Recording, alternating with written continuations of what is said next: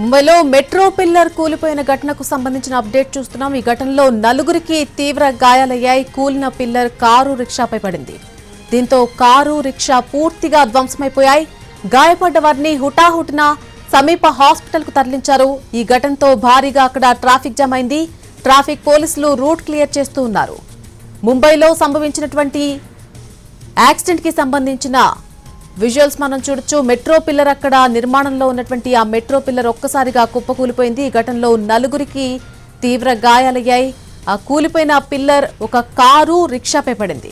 దీంతో ఆ car rickshaw పూర్తిగా ధ్వంసమయ్యాయి. గాయపడ్డ వారిని వెంటనే హుటాహుటిన అక్కడి నుంచి సమీప హాస్పిటల్ కు తరలించారు. ఈ ఘటనతో అక్కడ భారీగా ట్రాఫిక్ జామ్ అయింది. ట్రాఫిక్ పోలీసులు రూట్ క్లియర్ చేస్తున్నారు. ముంబైలో మెట్రో పిల్లర్ కూలిపోయిన ఘటనకు సంబంధించిన అప్డేట్ మనం చూస్తున్నాం.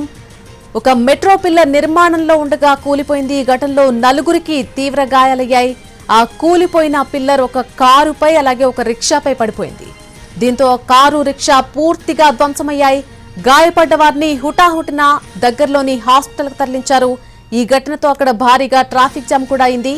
ట్రాఫిక్ పోలీసులు ప్రస్తుతం రూట్ క్లియర్ చేస్తున్నారు. ముంబైలో మెట్రో పిల్లర్ కూలిపోయిన ఘటన మనం చూస్తూ ఉన్నాం.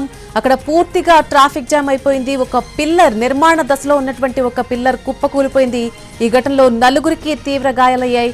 కూలిపోయిన పిల్లర్ ఒక కారుపై అలాగే ఒక రిక్షాపై ఆ రోడ్డు మీద వెళ్తున్న దశలో వాటిపై పడడం జరిగింది. దీంతో ఆ రెండు వాహనాలు కూడా పూర్తిగా ధ్వంసమయ్యాయి.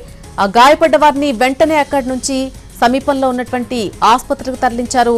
ఈ ఘటనతో భారీగా అక్కడ ట్రాఫిక్ జామ్ కూడా ఏర్పడింది. ట్రాఫిక్ పోలీసులు ప్రస్తుతం రూట్ క్లియర్ చేస్తున్నారు. అలాగే క్షతగాత్రులను వెంటనే అక్కడి నుంచి తరలించి హాస్పిటల్లో జాయిన్ చేశారు. వారి పరిస్థితి ప్రస్తుతం విషమంగా ఉన్నట్టు చెప్తున్నారు వైద్యులు.